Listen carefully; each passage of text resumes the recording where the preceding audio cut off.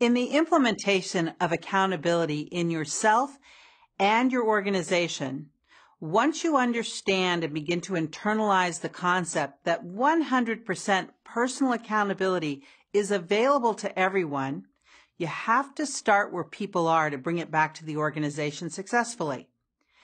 In my book, Way to Grow, Cultivating the Weeds, Daisies, and Orchids in Your Organization, I provide a very simple outline of how to understand better where people are and what they need, rather than just running back enthusiastically and saying, I understand now. Everyone needs to be totally personally accountable and my world will work so much better. Doesn't work that way. Imagine yourself a gardener with 3 kinds of flowers in your garden. The first is a mentor. A mentor is a weed. In your garden, you have a plant that's a weed. Let's talk about weeds for a second and what they need. Weeds are low maintenance. They jump cement. They grow in the crack. Their job, they come in, say, got dirt, I grow. So I liken a mentor level person who's probably in the 80s on their assessment for personal accountability. Don't make excuses and find fault. They're ready to be challenged. We want to mentor them. So the first plant in your garden, starting where people are, is a weed. The second plant is a daisy. Daisies come in varieties. They need different things. An Alaskan drought-resistant daisy, they need less, so we put them in coaching. We make sure that they have ground and they're established and maybe check on them once in a while, and we do some coaching with them because there's a couple of areas that say needs improvement, and I can help you with that and coach you along.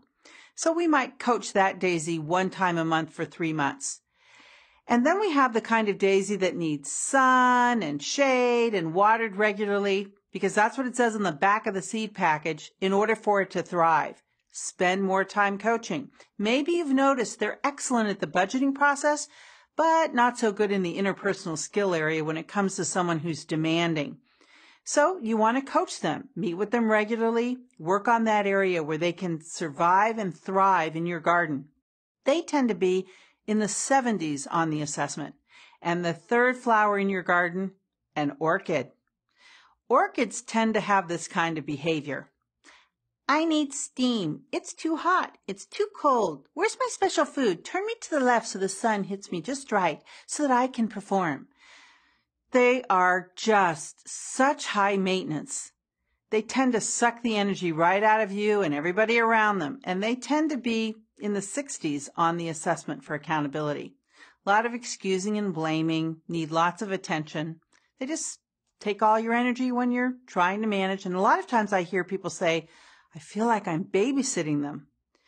When you have someone who needs to be managed, make sure that you're meeting with them every single day.